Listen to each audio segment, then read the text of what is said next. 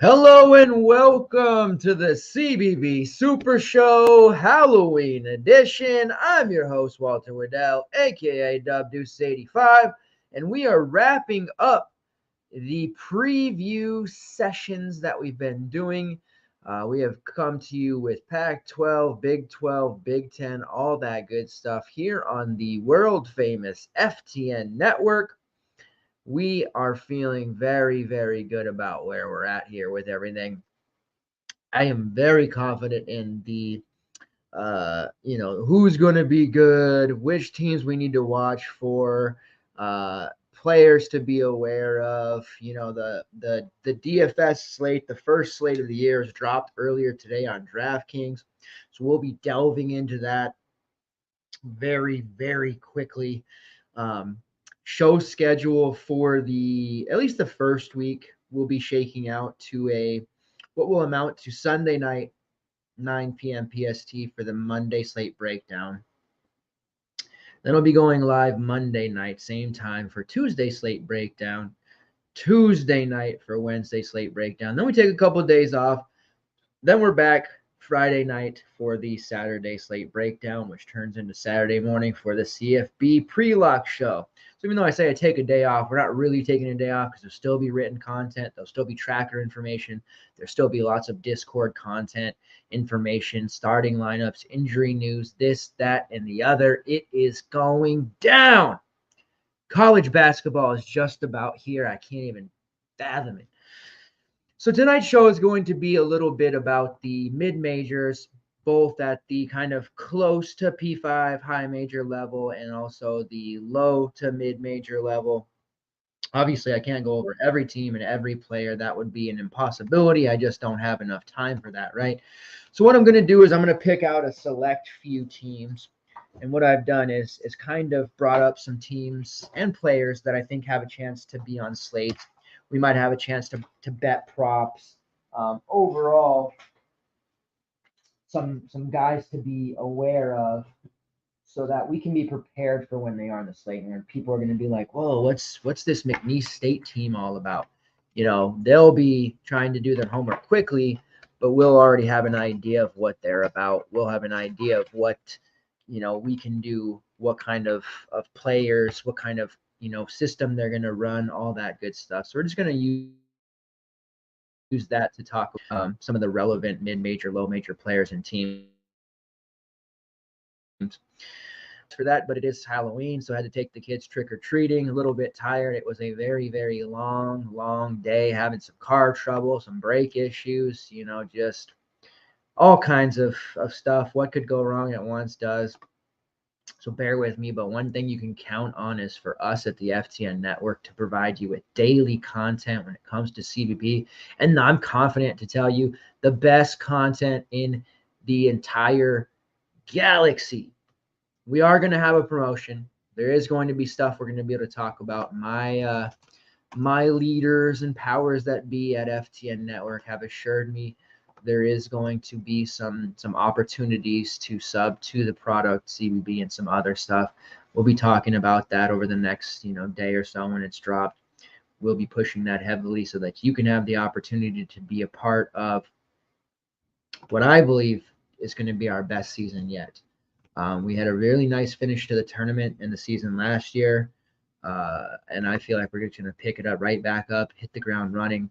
You can expect the content. Let me explain the type of content you'll get when you do sub to the FTN Network, at least when it comes to CBB. Daily slate breakdowns for each and every main slate, so Monday through Sunday. At least 2, 3, maybe even 4 shows a week. Now, a lot of those are on YouTube and free already, but we will do occasional pre-lock shows that are done just for the subs through Discord or otherwise, to give you that little added oomph. Very heavily invested in our Discord. We post starting lineups there. We post injury news.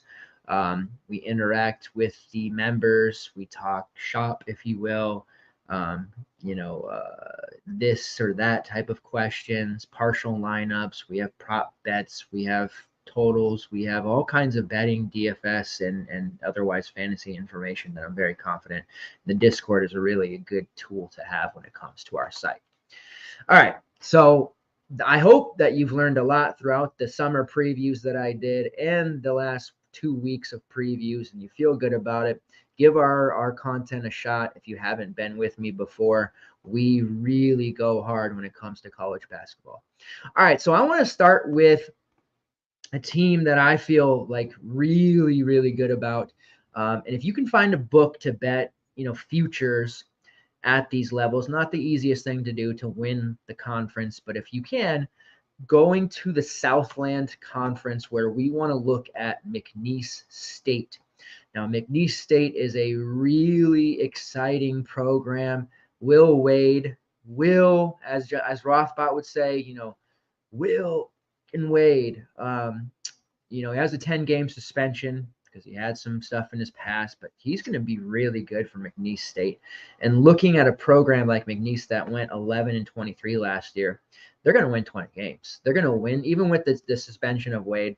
They're going to win 20 games. The Southland Conference was pretty horrible. Northwestern State, their best team, which is going to lead us to my next team I'm going to talk about, which is Austin Peay.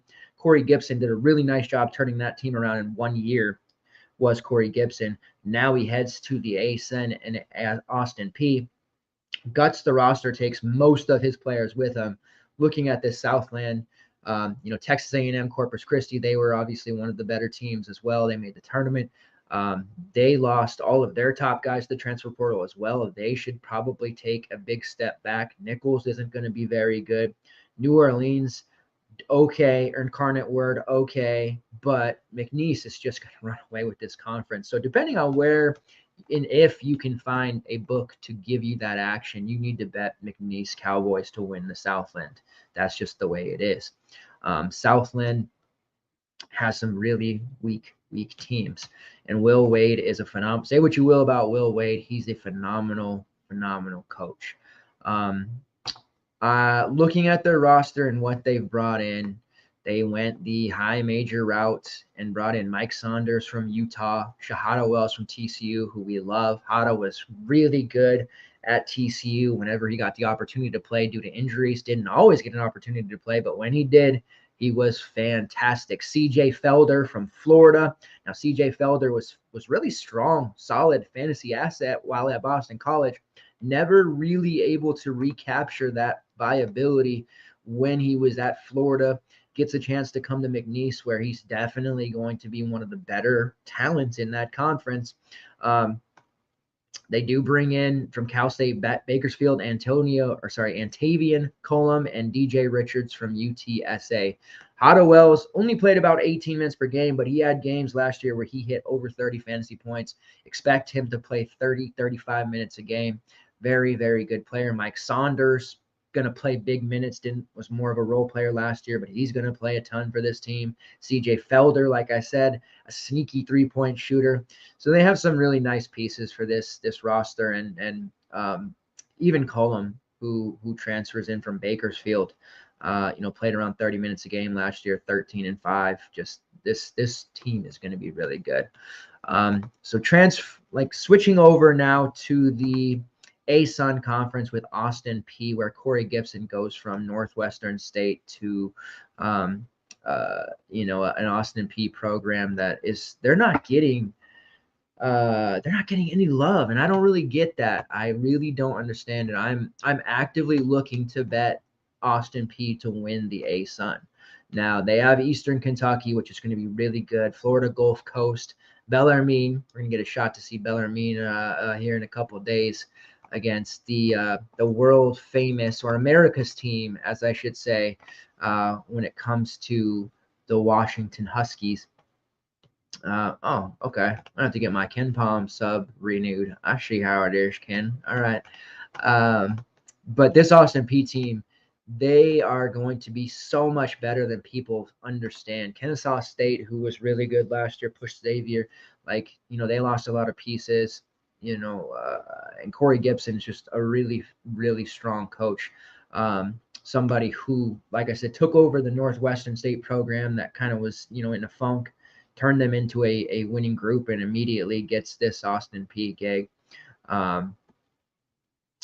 I think they're going to win a hell of a lot more games than people realize. Now, he had to kind of, reshuffle the deck. Only one returner from Austin Peay, but he brings in so many players from his Northwestern State team and really good ones as well.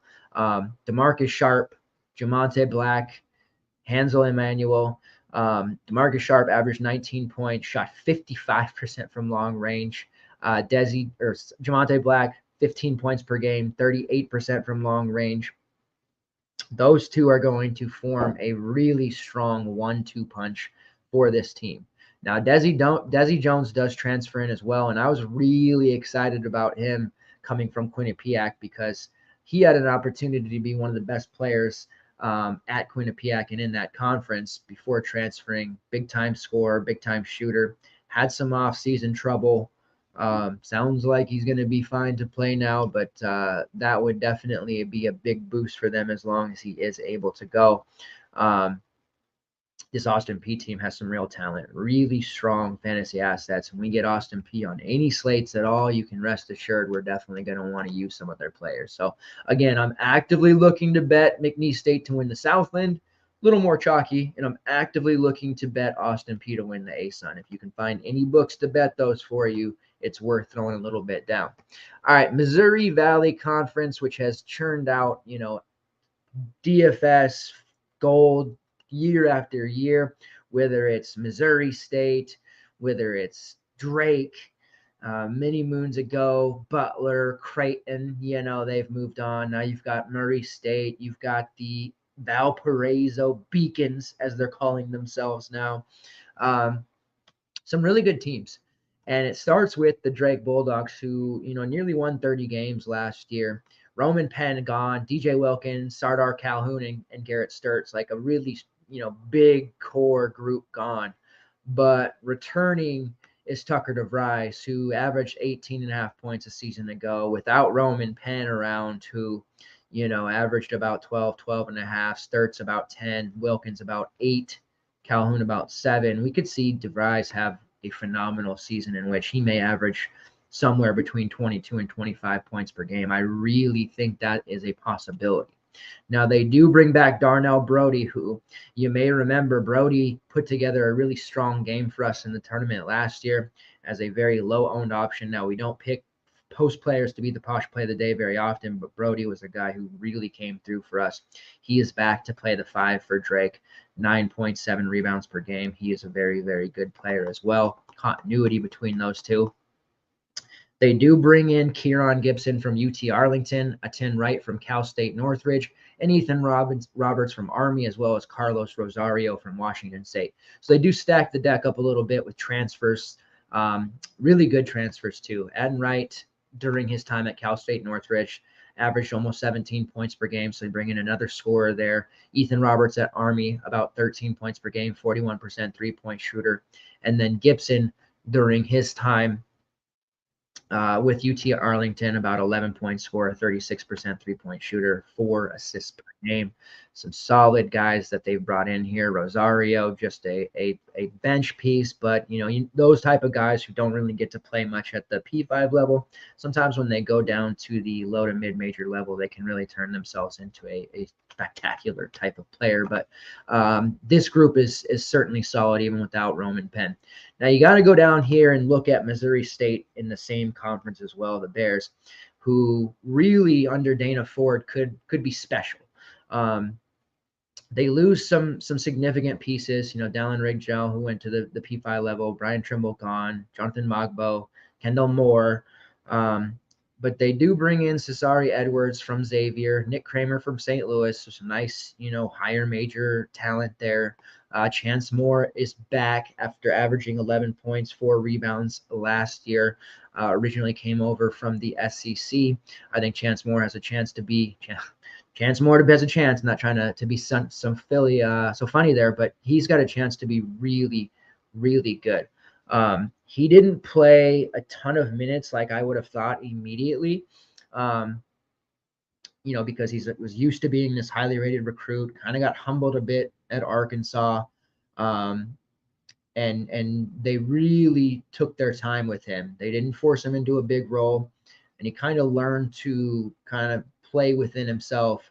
It's very tacky to say, but let the game come to him and not force as much. This year, he should be looking at a huge increase in playing time, and somebody that could potentially be a first team all conference type of player. So Chance Moore, he's going to be phenomenal. And you might have seen that Missouri State is on that first DFS slate. So we'll go into a little bit depth with this Missouri State team here.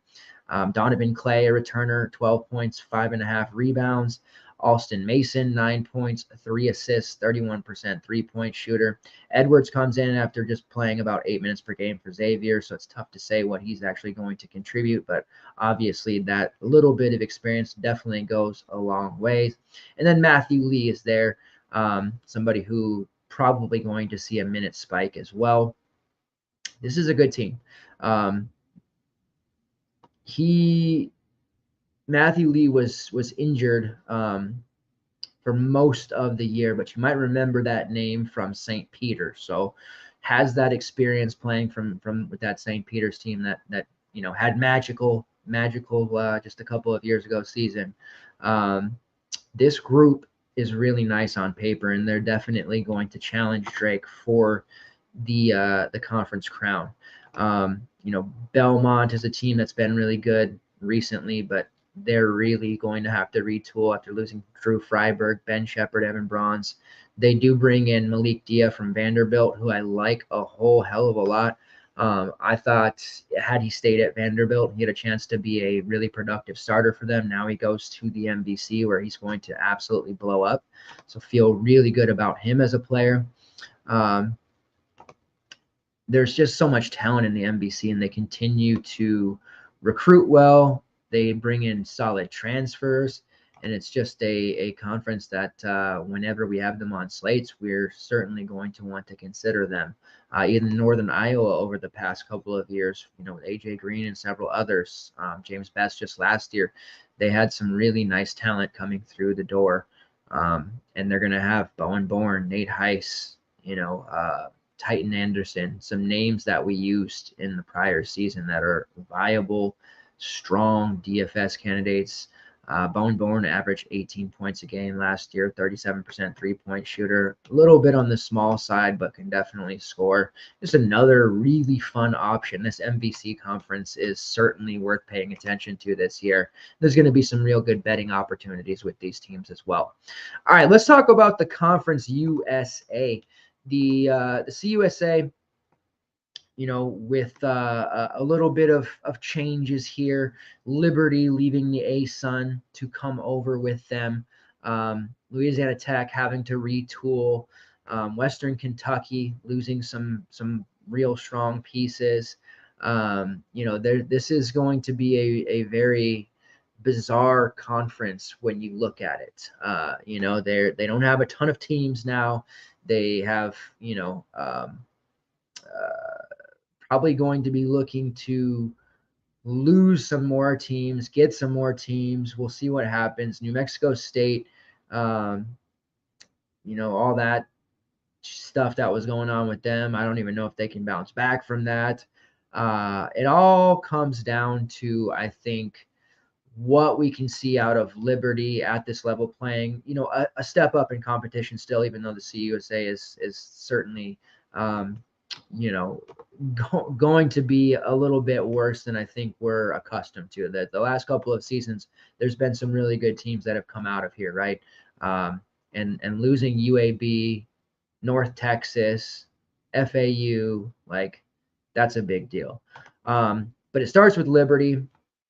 They lose Darius McThree, Blake Preston. These are some really big names to lose going into a new conference. They do bring in a transfer from Creighton, Xander Yates, Caden Matheny from Bowling Green, a handful of freshmen. Colin Porter returns, Joseph Vincent, Kyle Rode, who's going to be one of their better players, Shiloh Robinson, who's been there forever, Brody Peebles, who's been there forever. This is a group that I think they can win the CUSA. They have a lot of continuity. They have really strong coaching with Richie McKay. So you can't count them out by any means. I just feel like DFS wise, they're going to be a little bit more balanced than we'd like. So they're not going to offer us a whole hell of a lot when it comes to that, but they're going to win games. But I am excited about the Louisiana Tech Bulldogs. Losing just everybody, right? Kobe Williams, Keston Willis, Kenny Hunter. These were all important scoring pieces for them, especially Kobe Williams and Keston Willis. But they did turn to the transfer portal, and they bring in some really quality talent that's going to help them potentially compete for a CUSA crown. Turner transfers in from Baylor. That's a big one. Daniel Batcho from Texas Tech. If Batcho can stay healthy, look out. Talik Chavez from Charleston Southern. Let's see, Tyler Henning from Southern Indiana, Devin Reed from from Louisville. So this is a really good group. And they return Isaiah Crawford, who averaged 14 and 5 a season ago, shot over 40% from long range. Jordan Crawford as well comes back to play some additional minutes. But just inserting a guy like Talik Chavez, an upperclassman, shot 35% from long range, average double digits. Daniel Batcho, who we know has all the upside in the world when healthy. And then Jordan Turner, who really never got going during his time with Baylor, but somebody who is going to, Big 12 talent inserted in the CUSA. Watch out. Don't be surprised if he starts putting in some really solid games and people are going to be like, whoa, who's this guy? Same thing with Devin Reed. Just, a bad Louisville team didn't get to show off much, but look out for him, in this situation as well. So La Tech has some really nice pieces, but Batcho is a guy to look out for. You look at Middle Tennessee, they have some intriguing pieces. They lose a lot. Tefel Leonard, Eli Lawrence, DeAndre Dishman. That is the bulk of their scoring from a season ago. But they have some very good talent still returning. Cameron Weston, double-digit score. Elias King, Justin Porter. Some really intriguing type options. So this is going to be a team that we're also going to be able to utilize. It's going to take some time to maybe establish a pecking order there, but Cameron Weston is certainly the guy to really pay attention to and somebody that I feel pretty positive about. What will Western Kentucky do? Let's talk about them. Day McKnight gone, Jamarian Sharp, Emmanuel Acott, Jarius Hamilton, Jordan Rawls, Luke Frampton. That's a ton. They do retool a bit. Brandon Newman comes over for Purdue after being a role player that, can shoot the three a little bit, but just never got that consistent type of play we were looking for. Rodney Howard transfers over from Georgia Tech. Rodney Howard could be a real problem. We saw him 2 years ago for Georgia Tech play amazingly well. Last year, he kind of went back to being a fouler and not playing too well. Jalen Jackson comes in from Texas A&M Corpus Christi, tournament exposure, experience. Another season with Christian Lander, who should play a lot more minutes this season. Dante Allen, who is a lethal three-point shooter as well. So this Western Kentucky team has some pieces. Boubacar Faye coming in as a body from Charleston. So there's some guys here. Terrian Murdix coming in as well. I think this conference has so many different rosters that could compete. I think it would be a fallacy to think that Liberty just comes in and wins it, because every team on this roster or every team in this conference has a legitimate shot, a legitimate claim to potentially winning it. There's only really one that I think is probably going to get smoked, and that would be Jacksonville State. But they do get our guy, Kai Tandy from Xavier, who I think will probably get all the usage that he wants, take a ton of shots, and just from a volume standpoint, be a pretty interesting option long term. All right, moving on here. Let's talk about, as we get into the more known mid-major conferences, we're talking the Mountain West, the WCC, the A10, and the AAC, which took a ton of teams away from other conferences. When it comes to the Mountain West, we're talking San Diego State, right? What a hell of a season they had last year. Absolutely incredible. Matt Bradley is gone. That is tough, but they can survive. Kashad Johnson also gone, going to do his thing in the Pac-12. Nathan Menza, Aguak Arap, and Adam Seiko. They do bring in a plethora of new talent. Reese Waters from USC, who will be a very important piece. Jay Powell from Campbell, who a peripherals guy. I'm not sure what to expect from him initially for this team, but he's definitely a guy who has defensive powers that are required to play for the Aztecs, and he'll get minutes for that alone. Jaden Leday just had a real nice game in the exhibition. Let me see if I can pull that up. I had eyes on that a little bit earlier, but had to restart my computer when I got in from trick or treating. So you know how it is.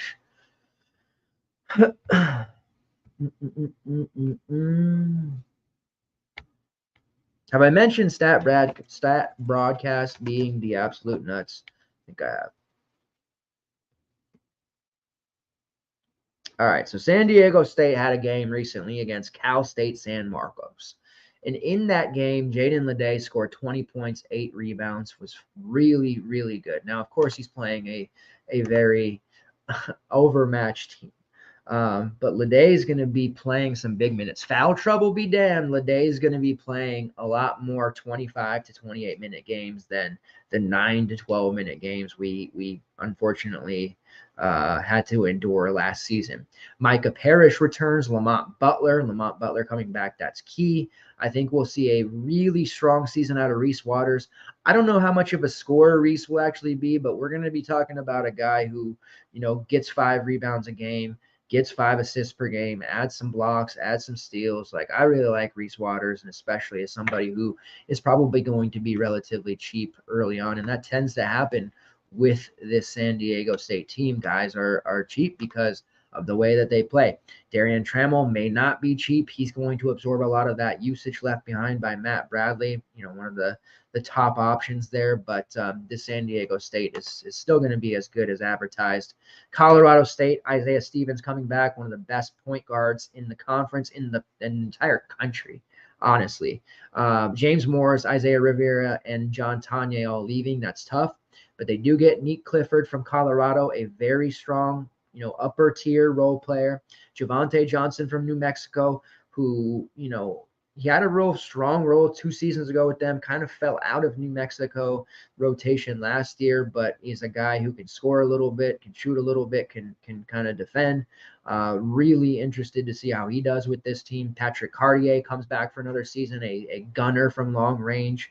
Jalen Lake, a gunner from long range. You've got the heir apparent to the crown, Taviante Jackson, who I think could see his minutes boost, somewhere between 25 and 30, could maybe even play next to Isaiah Stevens at times. There's a really, really big, case for Colorado State being the NWC champions. I like Boise State. There was 3 teams coming into it that I was like, hey, I got to bet, these guys to win the conference. One of them was Austin Peay to win ASUN. I explained why I'm really married to the Austin Peay play.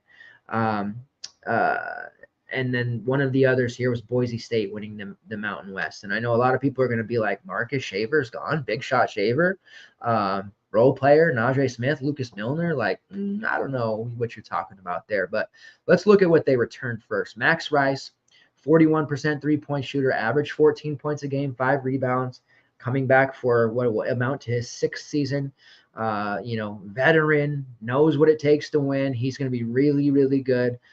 Tyson Degenhart is a 14-point per game scorer, needs to work on his shooting a little bit, 5 rebounds, really strong. Has been there for years, knows the system, just, going to take that next step. Chibuzo Agbo, 3-point shooting, kid, mostly known for his 3-point shooting and his defense. A good on-ball defender, shot about 40% from long range. Getting those guys back, that's key. That's a great starting point. But they go to the portal. They bring in Omar, that mass exodus from St. John's. They bring in Omar Stanley from St. John's, who is going to be hell on wheels in this conference. He's going to block shots. He's going to rebound at a high level. He's not going to be much of a scorer, but we're talking about a guy who's going to earn minutes just because of how good he is on that end of the ball and how well he's going to rebound. Cam Martin transfers in from Kansas. Cam Martin, a phenomenal D2 player. Didn't work out during his Kansas tenure, but I think it will work out quite well. Big-time scorer during his D2 time.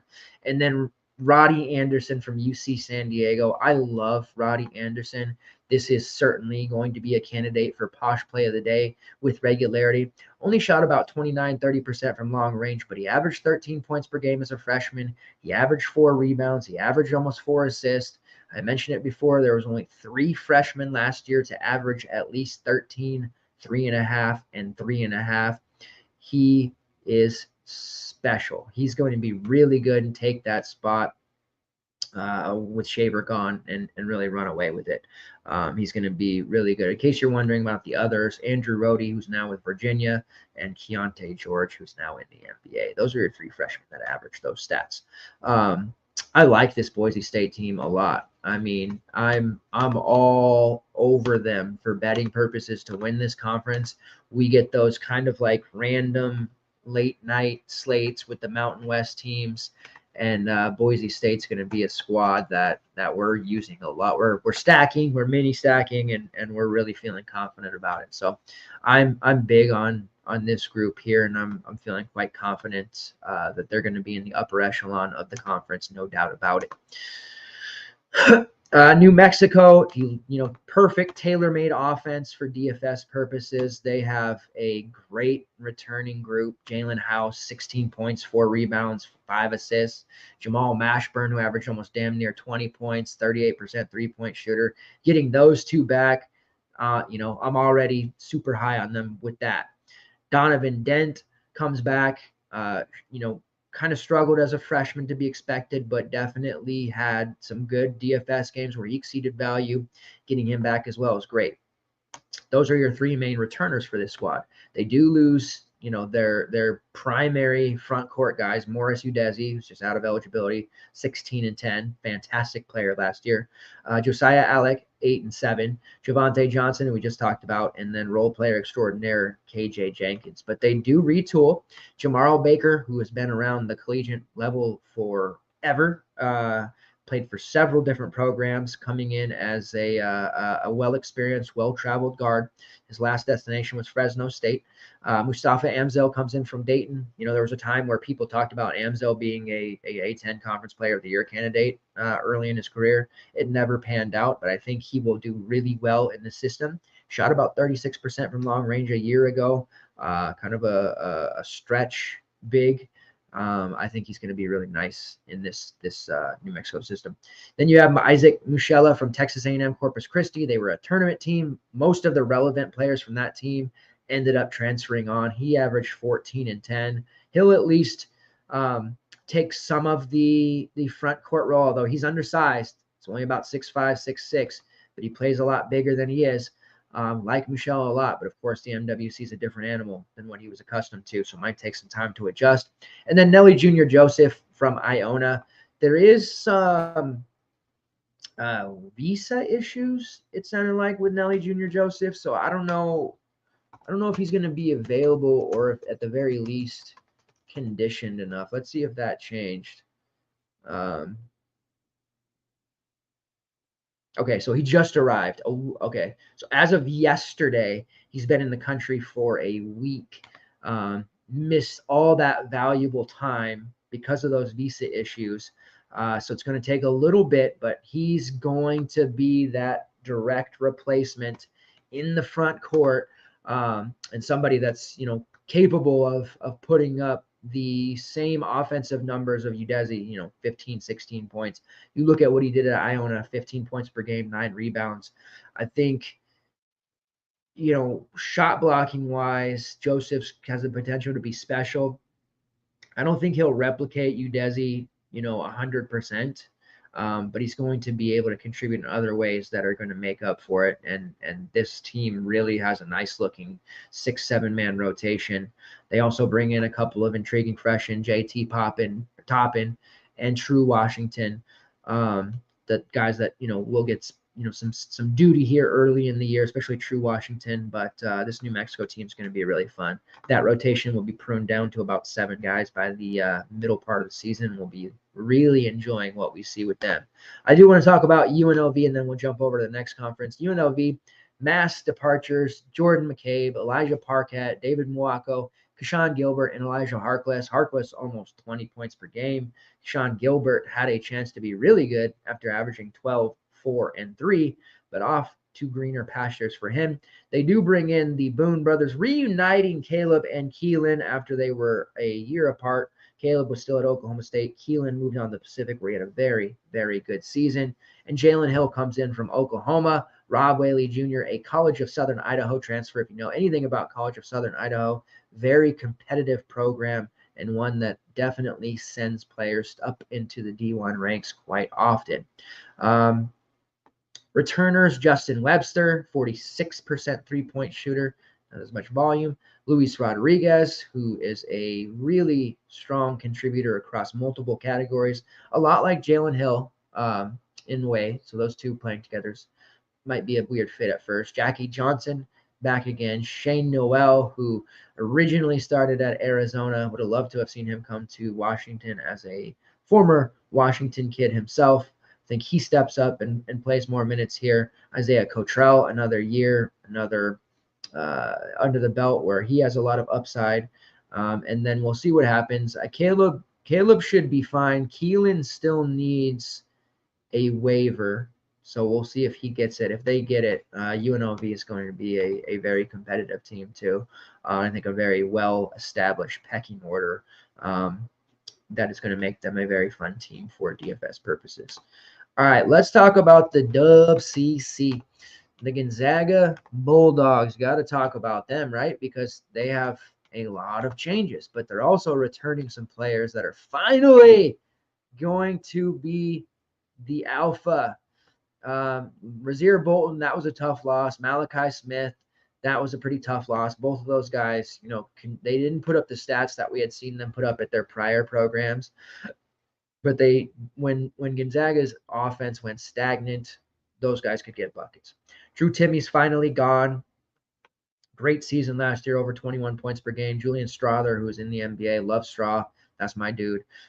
They went ahead and also brought in some talent to replace guys. Hunter Salas, we know, losing him to Wake Forest. He dropped 27 the other night in an exhibition game. That's rough. But Nolan Hickman returns for another season. I think Hickman settled down, playing next to a true, strong, elite point guard is going to do a lot of wonders for Hickman. Not that, Gonzaga didn't have strong guard play last year, but I think Ryan Nembhard, who transfers in from Creighton, is just, a whole nother level when it comes to point guards. And obviously it's a family tradition when it comes to this Gonzaga program and the Nembhards. But I want to focus on the returners at the moment. Nolan Hickman comes up. I would expect his scoring to go up playing next to Nembhard, kind of in a Trey Alexander role like he was with Creighton. Did shoot 35% from long range. He's going to have to compete. He's going to have to be a reliable scorer. They can't afford for Nolan Hickman to come out there and score 3 points, grab a couple of rebounds, and just not affect the game. They can't have that. They don't have the depth to be able to withstand Hickman just not improving this year. Ben Gregg comes back, very high upside player. Ben Gregg, he's going to get some minutes for sure. And Anton Watson, who been around for a minute. Anton Watson, he has a chance to be the WCC Player of the Year. I am a huge Watson fan, have been for a long time. In high school on the eastern side of the state of Washington, was just a straight killer. I know he's had his ups and downs, but when Watson is dialed in, there are very few players who are able to rack up fantasy points as fast and as efficient as he is. And yes, he does disappear for long stretches, but when Watson's dialed in, we're talking about a guy who can average, 1.5, 2.5, 3 fantasy points per minute at that time. He blocks shots, he grabs rebounds, he can score, he can step out a little bit. He's going to be just a lethal player here, and he doesn't have to take over the center role for Drew Timme and bang down low. He can still kind of float around and play, to his versatility, because along with Ryan Nembhard coming in from Creighton, they were able to go out and get Graham Ike from Wyoming, who is now going to be a healthy Graham Ike. just what the doctor ordered for this Gonzaga team. EK almost 20 points per game. Obviously missed a lot of time, 10 rebounds though. He's phenomenal. A player like that will eat the WCC. There's no doubt in my mind. So he's going to have a nice season as well. But I still think Watson arguably has a better season, right? Steele Venters also comes in from Eastern Washington, a 3-point shooter, is kind of a specialist in that regard. Did average 15 points per game. I don't have as high of hopes for Venters as other people do. To me, he's just going to fill that role for Gonzaga. Early career Corey Kispert, not late career Corey Kispert when he became, an absolute stud in his senior season or his later seasons, but freshman or sophomore season Corey Kispert, which had his moments, but not the greatest. Also, Dusty Stromer comes in as a freshman that's going to have to play minutes early. Dusty Stromer has a chance to be good, definitely. But I think what we're just going to end up seeing with this Gonzaga team is a lot of their starters playing huge minutes, and foul trouble and health, because we know injuries are really, it's a thing, right? There's just these athletes in college they're faster, they're stronger, they're just more athletic. Injuries happen. But this team without injuries and with minimal foul trouble is primed for another, WCC run. But if Watson can't make that next step, EK's, getting into foul trouble or health-wise, he's just not there, it's going to be tough. It's going to force Nembhard to play less of a facilitator, more of a scorer role. And if Nolan Hickman doesn't have that maturation to the next step, I fear that this Gonzaga team just may not be as good as what we're accustomed to.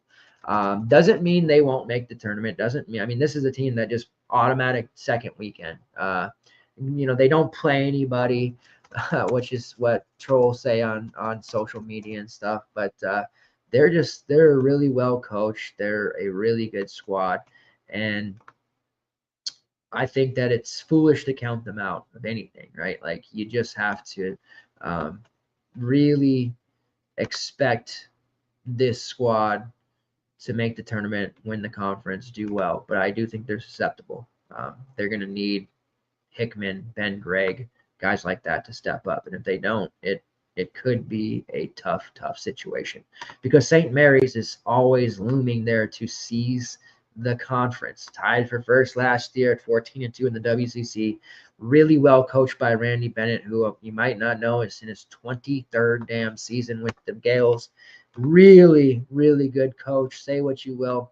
Logan Johnson, who just really continued to play so well throughout the course of his career as he got older, but he's gone now after averaging 15, 5, and 4.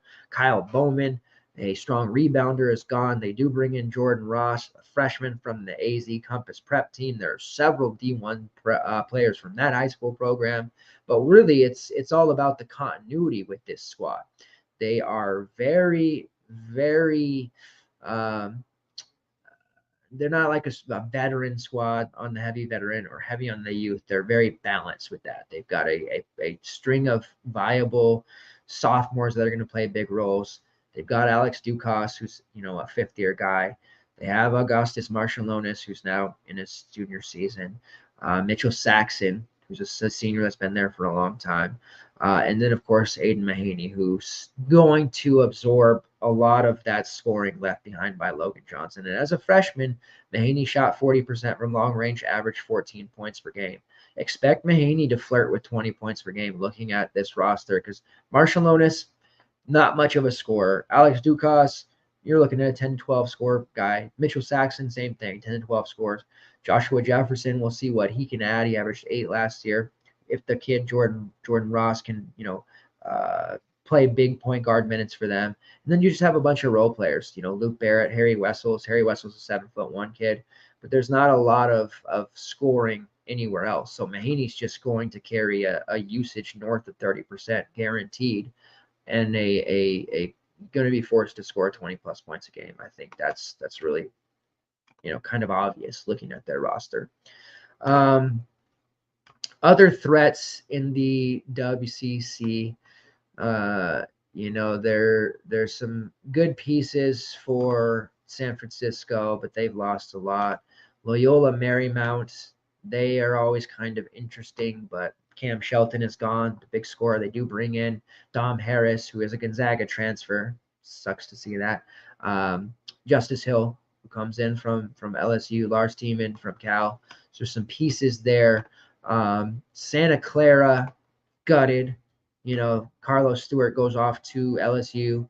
Our boy Pods off to the NBA. Jaden Bediako, Parker Brown, Keyshawn Justice, their entire starting five gone. But Adama Ball comes in from Arizona, who I think has a chance to be really good. Francisco Cafaro from Virginia, who is a body, can take up space, grab rebounds. Jalen Benjamin from Mount St. Mary's, who was a 16-point per game scorer, Mighty Mouse type player, 37% three-point shooter. Love what he brings to the table. He's no Pods, he's no Carlos Stewart, but he might average another 15, 16 points per game on this team. They also bring in Johnny O'Neal from American. O'Neal was an 11-6 kid, shot 40% as a kind of stretch big. There are some good pieces here for this team. Carlos Marshall also back after averaging 10 points per game and shooting 43%. More of a featured option this year without Pods and Stewart. So I do like the Santa Clara team, even though, like I said, they got fairly gutted there. But there are other programs in more dire straits, like Pepperdine, who, 14th season for Lorenzo Romar, which is nuts because it doesn't seem like that long ago for Romar. But he's been coaching for so long. He was with the Huskies a few years back. I love Ross Romar. I would kill to have Lorenzo Romar as our coach again over Hopkins. But Romar's, even back to his St. Louis days over a decade ago, he finds a way. He recruits well. He is a very good portal. I don't even portal pilot. He can navigate the portal well. Losing Maxwell Lewis and Mike Mitchell, that's rough. Those were two absolute just studs. Does bring in Ethan Anderson from Wyoming, who was originally out of USC, did nothing for Wyoming. Look for him to probably have a very high usage role. Houston Mallett still around. He's fairly good. Javon Porter, fairly strong as well. But I think Pepperdine's going to really struggle here under Omar. You have San Diego Toreros, who are going to be in Lavin's second season. He loses Eric Williams, Marcellus Erlington, Jaden Delaire, Jace Townsend. They brought in all those transfers from good programs and good players, and only were able to win 11 games for in the WCC. And now he loses all of them, and they don't really bring in any production there. So Lavin probably looking at a short tenure at San Diego unless something changes. Pacific gutted, losing Boone and a few other, really strong pieces. Jordan Ivy Curry going back to UTSA. Boone, as we mentioned. So they do bring in Burke Smith from Boise State. They also have Tyler Beard, who is a 43% three-point shooter, and Donovan Williams. But I just don't think they're going to be good enough to compete there. So really looking at Gonzaga, St. Mary's, and Santa Clara for me there. All right, we'll wrap this up here. Two more conferences. The Atlantic 10 A10 conference. This is the cream of the crop for me when it comes to mid-majors. They don't get nearly the respect they deserve. They don't get to send enough teams to the tournament because typically, metrics-wise, and they don't have great, wins against each other, non-cons. These teams don't do themselves any favor. Dayton has punched themselves in the mouth several times, scheduling poorly in the non-con. We saw a real good year out of VCU, typically do. Let's start with them. Bringing in a plethora of new players. Ryan Odom comes to town. Ace Baldwin, Brandon Johns, Jalen Deloche, Jameer Watkins, Jaden Nunn, David Shriver, all of those guys gone, but we know a lot of them following their coach off to PSU, where Ace Baldwin's going to be great. But there's still a really good amount of talent here remaining, and Odom brought with him. Two of his main guys from Utah State, not the best, but strong options nonetheless. Max Shulga and Sean Bairstow during their Utah State runs. Shulga, 37% three-point shooter, averaged 12 and 4. Sean Barstow, a 39% three-point shooter, averaged 10 and 5. Very, very good options. Roosevelt Wheeler got himself out of Louisville. He's going to have a role for this team. I think Roosevelt Wheeler has upside and is going to play a lot better than what we probably are expecting, or what most people expect. Jason Nelson transfers over from Richmond. Kind of odd to see him transfer from one team in the conference to the next, but he's going to have that chance to play big time minutes here as the main point guard for the team. Needs to up his scoring and his 3-point shooting, but overall I liked what Jason Nelson brings to the table. And then our guy, value extraordinaire, Kwani from Cal. Kwani had a nice little overseas season for FIBA. I think he was on one of the World Cup games as well. Comes into it probably looking at a nice little 20 to 25 minute role here as well. Zeb Jackson also returns. Probably see him take that next step here. But they have a nice 6, 7, 8-man rotation kind of brewing here. Joey Bamisile also coming to town here for VCU. I don't know what the waiver situation is for Joey Bam, but look for him to bounce back. I know I kept trying to push him as a thing for Oklahoma, and it didn't quite work out, but he is really, really good. Trust me, at this level, he can make some big-time noise, put up some big-time numbers. Let's look at Dayton Flyers. This is a team I think a lot of people, like if I had to bet a winner for the A-10 right now, for me, it would be Dayton. Dayton has competed year in and year out. Regardless, Anthony Grant has done a really nice job. Always wonder what could have been during the COVID-shortened season with that Dayton squad that was shaping up to be a #1 seed. They do lose to Monty Kamara. That's crucial. A 14-point game or 14-point score, 9 rebounds per game. Mustafa Amzil transfers out. We know RJ Blakeney, a key role player, and Mike Shravjams, who has a lot of upside, even getting some NBA talk about him. But they do retool and they hit the transfer portal well. Enoch Cheeks comes in from Robert Morris, Isaac Jack from Buffalo, Nate Santos from Pittsburgh, and Javon Bennett from Merrimack. Javon Bennett is really interesting to me. I think arguably Enoch Cheeks probably the most important transfer. 16-point per game scored during his time at Robert Morris, about a 36% 3-point shooter, average 4.5 rebounds per game, 3.5 assists per game. Expect Cheeks to play some good minutes for this team right away. Bennett still has some growing up to do, so only be a sophomore season, but he was a part of that really good Merrimack team that wasn't tournament eligible, but kind of ran through their conference the last month of the season. Played about 30 minutes per game during his tenure with Merrimack, averaged 10 points per game. Wasn't the best shooter, 28%. Needs to work on some things, but he's an excellent on-ball defender, almost 3 steals per game. He will find his way on the court because of his really good defense. Will eventually take over for this team as point guard, but looking at bench minutes here initially. Isaac Jack, solid rebounding piece. Nate Santos, high upside. Didn't get to see much of him at Pittsburgh. And then you look at the returners. Malachi Smith, who has been dealing with injuries. The freshman Malachi Smith was looking like a future conference player of the year. Injuries have really derailed him.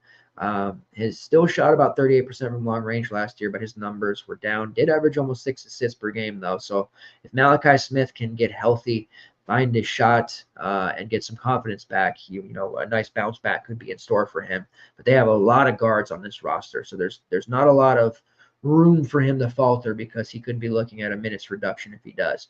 Kobe Elvis is there, somebody who's going to play a lot of minutes. Kobe Brea, 37% 3-point shooter. So there are some really nice perimeter options for this squad. And then, of course, you have the best player on the team, Deron Holmes, who has just flourished, averaged 18 and 8 last year next to Tamani Kamara. They don't have a one-for-one, replacement for Tamani Kamara. There's really, Zimi Nwashka, he's 6'7", Isaac Jack, 6'11". He's not going to bang like Kamara. He's not a threat to really shoot at all. Just more of a role-playing, rebounder, block a few shots. So they don't have that replacement. They're going to probably play a lot of 3-guard lineups, possibly even 4-guard lineups around Deron Holmes, which is going to be really, really fun. And it's going to lead to a ton of easy buckets for him. And I think his assist numbers could go up quite a bit as well, because as the defense tries to collapse on him, because he's such a gifted low post scorer, he's going to be able to find an open man. He's going to be surrounded by a bunch of 38 to 40% three-point shooters. If Javon Bennett can improve at all from long range, look out for him as well. But I like this Dayton team, definitely. And Holmes is a stud. There's no doubt about it. There will be a lot of fantasy viable fantasy viable players in this this conference. St. Bonnie's has a chance to be relevant again. I know they were gutted by the transfer portal a season ago. They do bring back some of the transfers they landed. Kyrell Luke, 11-point per game scorer. Daryl Banks, 15 points per game scorer. And Chad Venning, who averaged about 13 points per game. Also, Moses Flowers was really good prior to coming to St. Bonnie's. It didn't quite pan out the way most of us expected. I do foresee him in a more reserved role, but I think he'll have, some viability at times. But they did bring in Mika Adams-Woods, a 37% three-point shooter from Cincy, and Charles Pride, a all-everything from Bryant, averaged 15 points per game, 6 rebounds, also over a steal and a half, 37% three-point shooter. Remains to be seen where he fits in as a starter or a bench piece, but this is actually a deeper St. Bonaventure's team than we're accustomed to seeing. They also bring in Noah Brown from George Washington. There are some really nice interchangeable pieces here for the St. Bonaventure's team. Other players who are on teams that, maybe aren't going to be very good, but are intriguing nonetheless. For George Mason, who does have a chance to be adequate under Tony Skinn in his first season. They have a lot of pieces to replace, important pieces. Josh Oduro heading off to, out of here. Victor Bailey, Devin Cooper, who was really actually quite good for them. Ticket gains, Devontae ticket gains. But they bring in some intriguing options here. Amari Kelly from UNC Wilmington, Woody Newton from Oklahoma State, Jalen Haynes from East Tennessee State, Jared Billups from Siena, Kashawn Hall from UNLV, and Darius Maddox from Virginia Tech. So a lot of new pieces coming in with Skinn, but the main and most important player on the team is Ronald Polite. Did decide to stay, returned for his senior season, is going to be the point guard for this team. Expect his scoring to go up, expect his assists to go up, expect his shooting to improve, and he's already done quite well. 44% shooter, 36% from long range, average 4 assists per game, 11.5 points per game. I think he's going to be really, really good for this George Mason team and somebody that I'm buying stock on for sure. They have that flexibility to kind of, rotate through the guards with Jared Billups, who is a very sound and solid defender. He's going to be vicious. 8.6 rebounds per game, over a steal per game. Already in George Mason's exhibition game, he had a strip steal into a dunk that just had my jaw on the floor. I'll try to find that and retweet that later. Amari Kelly, grad transfer in from Wilmington, solid 8-5. Sean Hill, somebody who's going to get a lot more minutes and kind of play through mistakes. Very raw. Didn't play quite as much at UNLV as you would have liked to have seen, but he certainly has talent. And then Darius Maddox comes in. Maddox was on his way to one of the best seasons of his career pre-injury, 3-point shooting specialist, but I think he'll be much, much more than that for this George Mason club. Jalen Haynes was a 15-point per game scorer at ETSU. Think he has to get a waiver from what I've seen. Same thing with Woody Newton. Really, these guys are going to be good at this level in the A10, but don't sleep on a first-year Tony Skinn and George Mason. Rhode Island, that is a team that is going to be very bad. Year 2 for Archie Miller. They lose a lot of pieces, but they do bring in a Quinnipiac transfer in Louis Cartwright and a High Point transfer in Jaden House. Both of those guys are going to have sky-high usage. Jaden House averaged 17 last year. Not a very good shooter, but he got there on volume. Looking at this Rhode Island roster, he's just going to have every opportunity to take every shot that he wants. So Jaden House is a player to circle and be aware of anytime Rhode Island is available on the slate.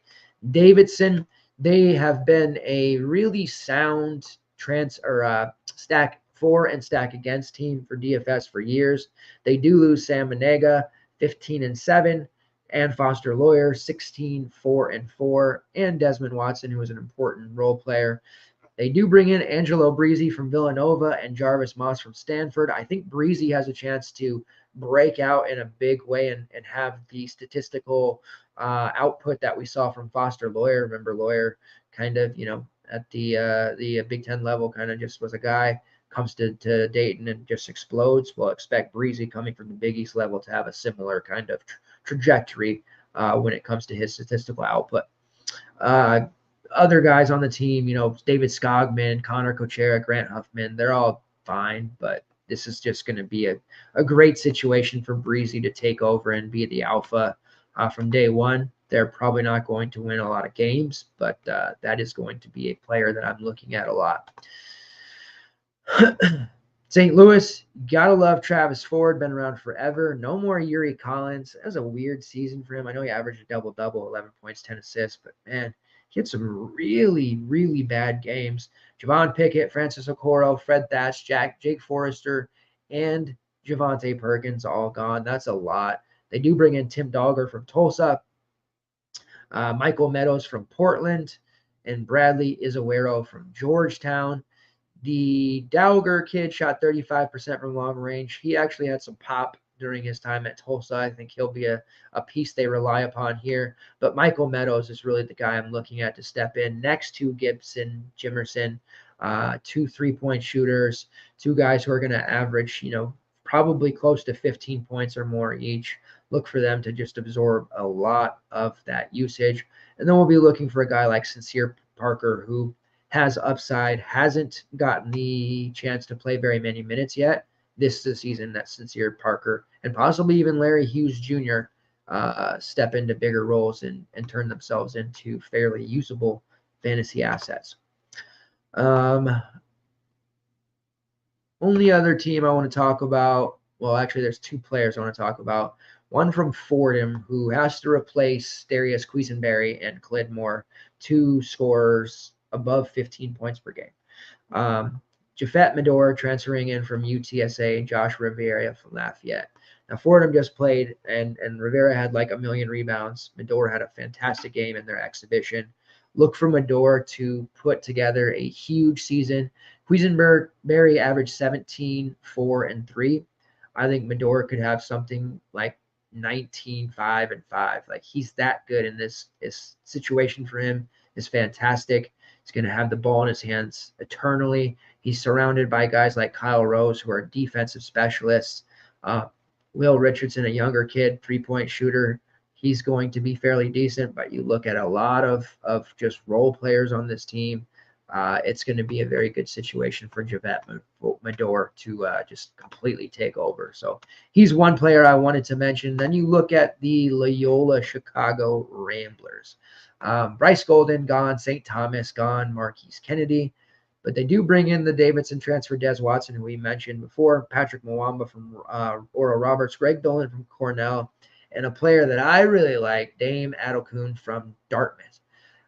When Loyola, was their system when they're running at max, efficiency, they have a post player or a big that is able to kind of work that quarterback spot at the free throw line, top of the key, kind of almost like kind of like the zone buster that we always talked about against Syracuse in the high post. Now, Adokun has an ability to pass.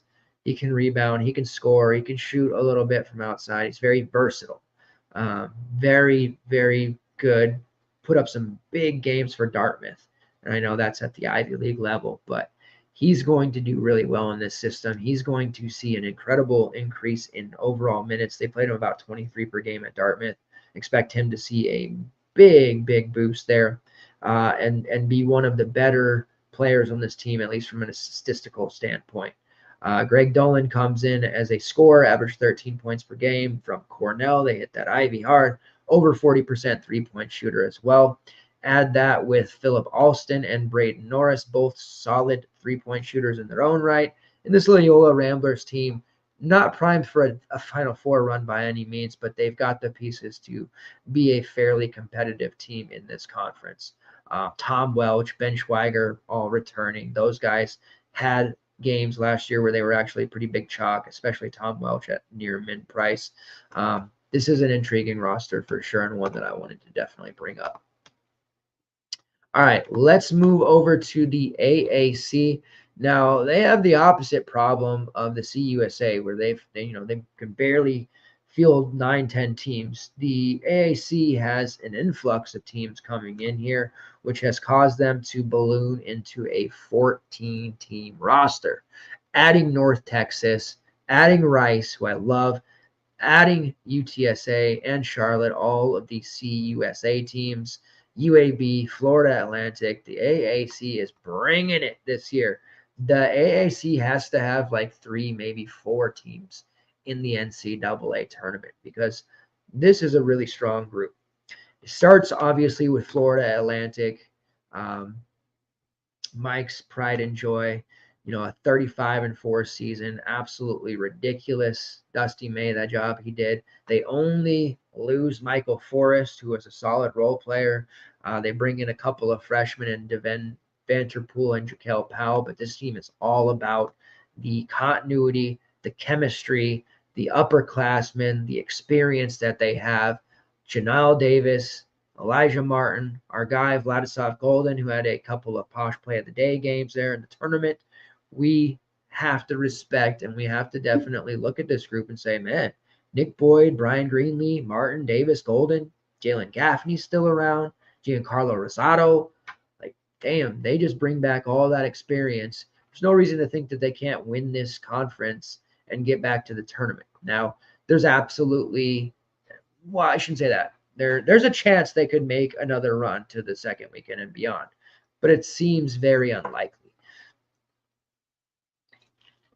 The reason I say that is they're not going to catch anybody off guard. They're not going to be a surprise this time. There's film, there's game on tape, and teams are going to be prepared for them this season. And they're also going to be in a conference where everybody's going to be looking to give them their best shot, and it's going to be a slugfest every night. So I do see them taking a step back, but when it comes to their rotation, it's fantastic for DFS purposes. Obviously, Davis, one of the better options there. They're going to be fine. Looking at Memphis, they have completely rebuilt the roster. Kendrick Davis out of eligibility, loved him. Elijah McCadden out of eligibility. Keontae Kennedy gone. Alex Lomax, Malcolm Dandridge gone.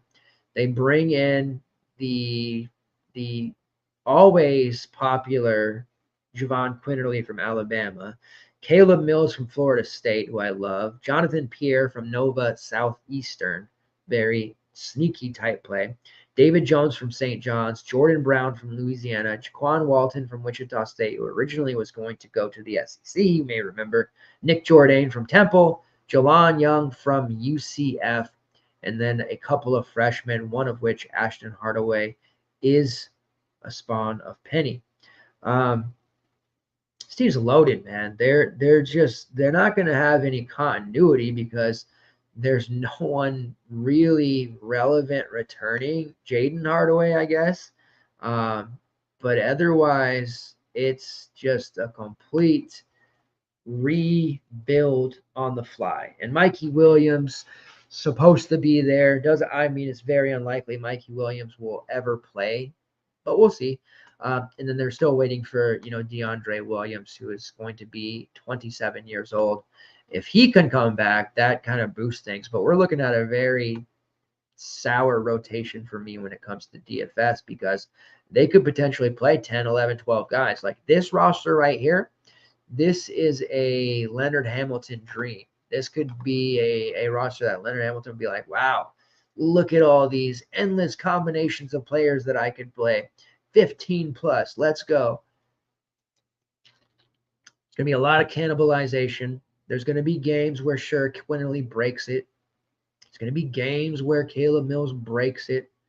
But good luck trying to figure those out on a game-to-game basis. And unless they're all super cheap, sub 6K type of thing, I just don't know how you could ever pay, 8 or 9K for Jordan Brown. I know he smashed it last year for Louisiana, but he's not going to be putting up 19 and 9 here in Memphis. That would be, if I'm wrong about that, I'll walk it back, but that would be a true shock. I think we're talking about a group here where we're just going to be looking at pricing. And if you're running multiple lineups, maybe you're sprinkling some in, but I don't know that this team is all that exciting for me in terms of DFS. Certainly think they're going to be a great team to watch. They're going to win games, but I'm reserving judgment for that squad right now. UAB has to replace Jelly Walker. That won't be easy. They also have to replace Tavin Loven, Ladarius Brewer, and Tyron Brewer, some of their best role players, KJ Buffin, Trey Jemison, their front court. There is a lot of retooling here for this team. They do bring in Barry Dunning from Arkansas, who's a highly rated recruit. Just, Arkansas, they keep loading from the transfer portal. They keep recruiting over some of this talent. So Dunning gets a chance here to play for UAB. Will Shaver coming over from UNC. They get a couple of kids from Arizona Western, Yaxel Lendenborg, who's already looking really good in the exhibition games for UAB. And then James White comes over from Ole Miss, Daniel Ortiz from North Alabama. The Daniel Ortiz kid averaged 15 points per game, shot 41% for North Bama. James White had shown flashes of being a usable role player and somebody who fits well into this UAB team. Won't be super exciting by any means when it comes to actually using these guys in DFS.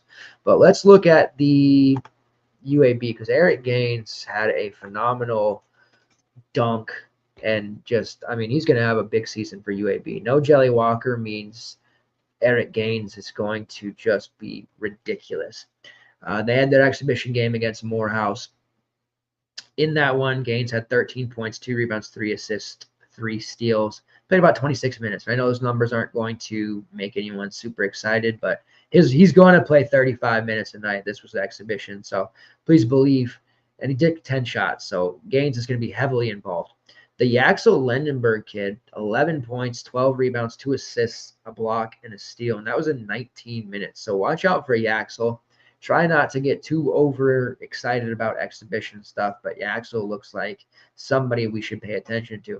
Barry Dunning played 14 minutes, had a steal, made 3 of 5 shots, 8 points, 3 rebounds, and an assist. I'm keeping an eye on him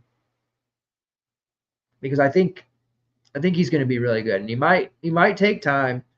He may not get the most minutes in the world because UAB does like to play, Javian Davis, 18 to 24 minutes. Tony's going to play 15 to 20 minutes. All these guys getting minutes, it's going to be kind of tough at first. But I'll absolutely take shots at a mid-price Barry Dunning for UAB. That's 100% going to happen at some point this year. Other teams here in this group, Wichita State, I like what they have. They've got a really nice group. Xavier Bell, Colby Rogers, Harlan Beverly transfers over to Miami, Bijan Cortez, the Quincy Ballard returner had a very big exhibition game. We'll talk about it in a second. Kenny Poto returns. This is a nice looking group. They are a team, and they're the ones that got Dallin Richnell from Missouri State, by the way, and Ronnie DeGray from Missouri. Colby Rogers transferring in from Siena. I think he's probably, as far as transfers go, the one that'll have the biggest impact as far as a scorer, 3-point shooter, just all around. Beverly's going to get a chance to play more minutes finally and show/remind people how adequate of a player he was 2 years ago for Miami when he was actually getting 20-plus minutes a game. And then Jacob Germany, who almost averaged double-double for UTSA. Probably not looking as many minutes here. But Wichita State has size, man. They've got 3 different players, almost 7 foot.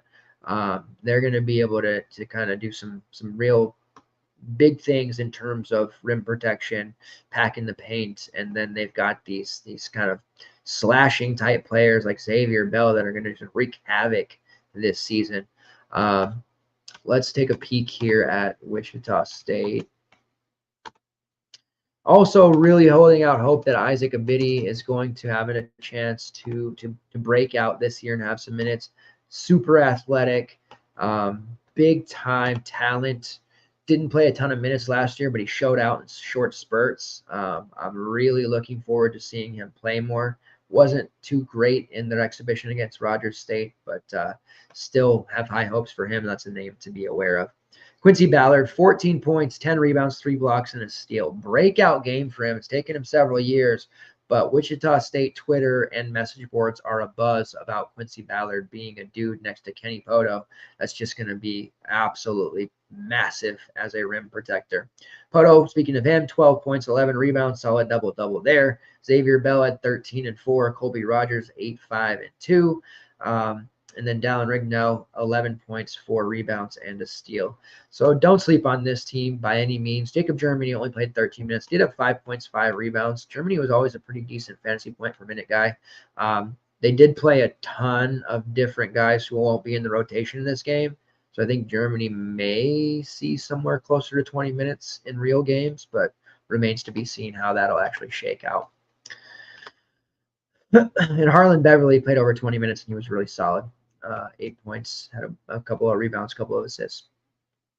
All right, now let's talk about Rice. Rice is going to be my favorite team in this conference, and you might remember over the last couple of seasons, Rice, whenever they were on the slate, it was usually about 2, maybe 3 times a year. And Quincy Oliveri was the one that was always chalk, and he had a good season, and he's off. He's gone, right? But Travis Evie, the Pokemon master himself, was the guy we were able to use at sub 10% 3 different times in the course of his career. He's now a senior. And I'm not going to go back and pull those out because you don't need to hear it. But just know that Travis Evie, now in the AAC, we're going to get a chance to have more Rice slates, more Travis Evie. Averaged 16 points per game last year. He can score in bunches. He can get hot from long range. He is a phenomenal player. I cannot wait to see the season Evie has without Quincy Oliveri. Now we are looking at a sophomore Makai Mason, 38% 3-point shooter. His scoring is going to jump up significantly as well after averaging 9.5 per game last year.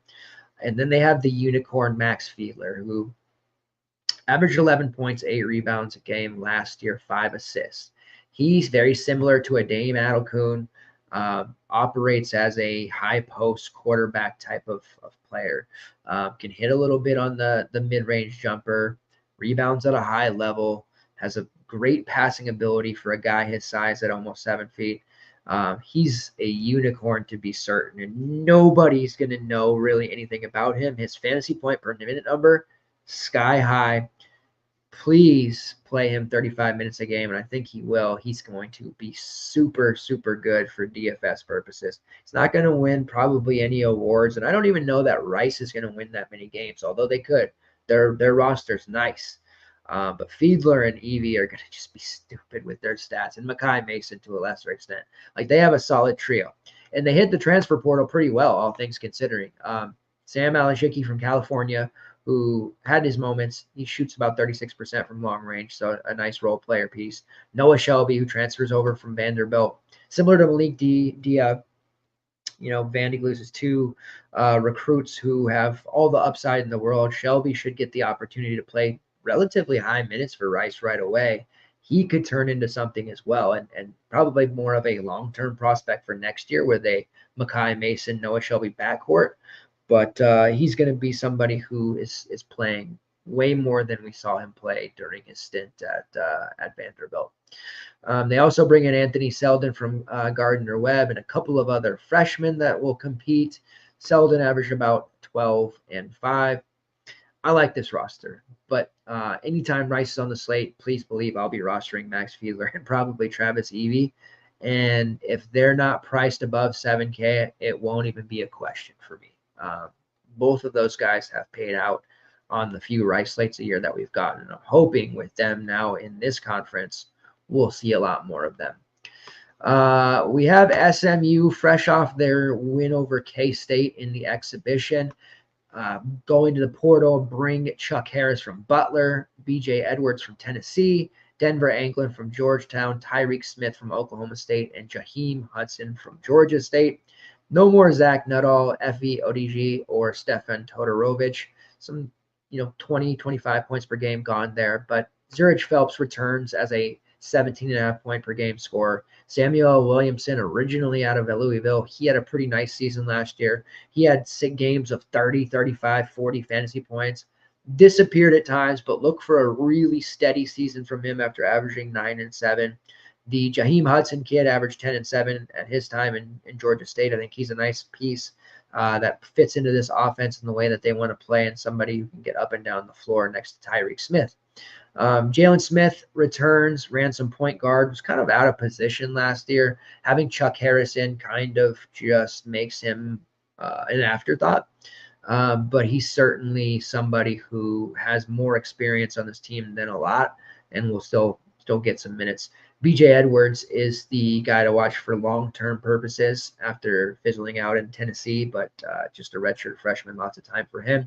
They also have the former Bama transfer Keon Ambrose Hilton, who showed flashes in his small minutes, and Xavier Foster, who is somebody out of Iowa State, a former top 100 recruit, 6'11 center, has never really gotten the opportunity to show himself. This is a good restart, refresh for him at SMU. A lot of good teams here, let me tell you. Other teams, South Florida, they have a new coach in Amir Abdur-Rahim. No more Tyler Harris, finally gone after averaging 17 points per game. Kashawn Bryant is out, Jameer Chaplin, Russell Tchua. But they've brought in a nice little influx of talent here, and Abdur-Rahim, I think anything is going to ultimately look better than the Brian Gregory era of UCF. They just, they never could get it going after he won 20 plus games in year 2. I think Rahim coming in after what he did for Kennesaw, and he brings in a bunch of his kids from Kennesaw, he's going to be able to put some instant life into this program. And he brings in, some of the best from that group, Kason Jennings, Chris Youngblood, and Brandon Stroud. You look at Youngblood, we used him last year, 41% three-point shooter against Xavier, solid, 14 points, 5 rebounds, 2 assists. He's going to be a big-time producer and help the other guys on this team really acclimate to the system. Brandon Stroud was a 35% three-point shooter.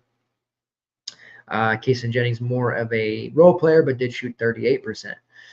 They have Selton Miguel back. I think he's tailor-made for this Rahim Kennesaw State system that he ran. Selton Miguel, look for him to build on his 10-point per game average last year. Jose Placer comes in after shooting 37% from long range and 14 points per game. Placer was at North Florida for a few seasons. They have a lot of versatility and a lot of upper class guards on this roster, but it might be the freshman out of Long Island, Jaden Reed, that's the most intriguing when it comes to guards. And looking at it, he's going to play right away. There was a South Florida exhibition. I don't know if it's charity exhibition or scrimmage. I can't remember now. There's so many that are going through, but Reed played relatively high minutes compared to some of the upperclassmen on this team. And it seems he's just going to be such a nice fit for this group, and somebody that they're going to lean on. So he's the player that I want to keep an eye on. There are a lot of guards on this roster, though. There also, Corey Walker returns, somebody who is a semi-decent value, min-price guy that we kept trying to make a thing. Didn't always work, but, he had his moments. Sam Hines, who showed himself to be a relatively productive player in his 26 minutes per game that he played. There's a lot of good stuff here for a restart for USF, and I think I like what I see with this team for at least the fantasy aspect of the game.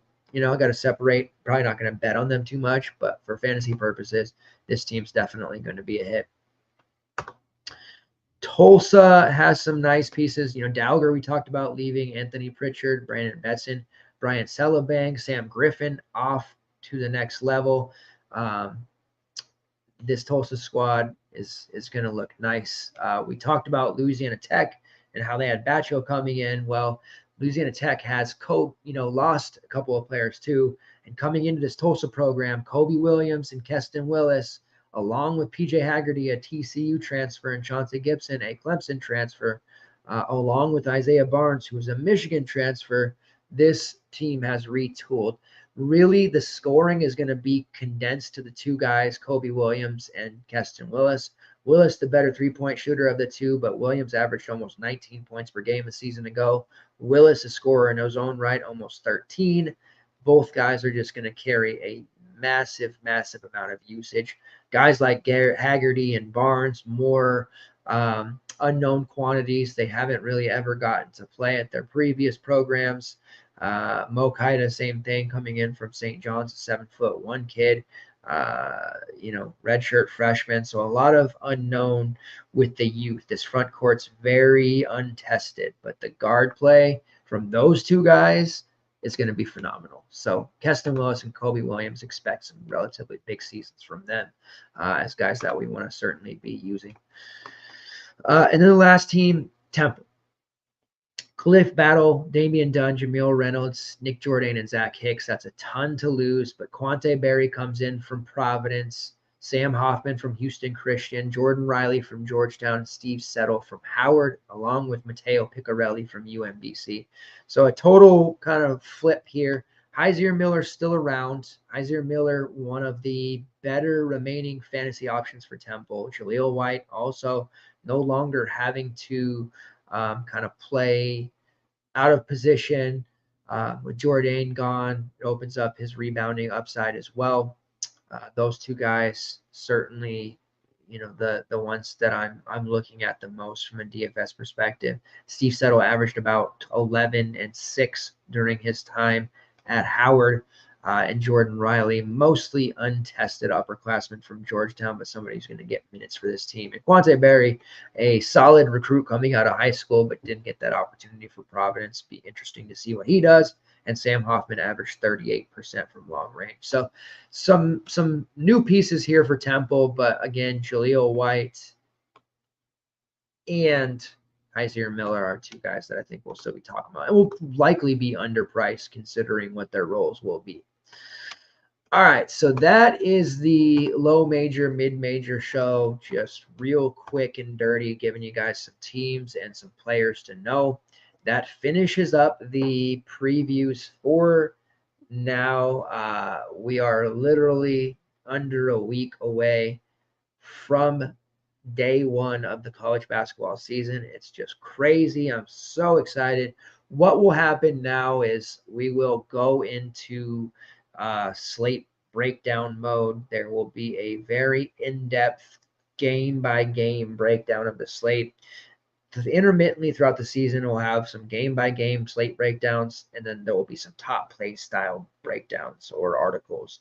It'll change from time to time, but there'll be a solid mix of the two, because I know some prefer the top play, some prefer game by game, and there's going to be a consistent 2 or 3 CBB super shows each and every week this year. We won't just do the one and wait until February, March to really hit it. Usually I do that because of college football and I don't want to burn myself out, but this year I'm just hitting it hard, and we're going to be putting up green screens every single night. And I feel so confident with this season.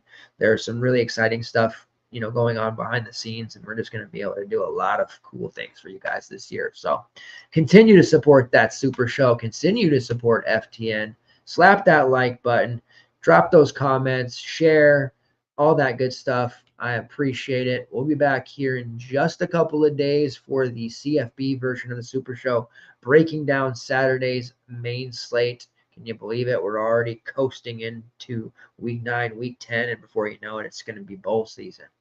Thanks, guys. Happy Halloween. Hope you had a great one. I'll see you guys next time.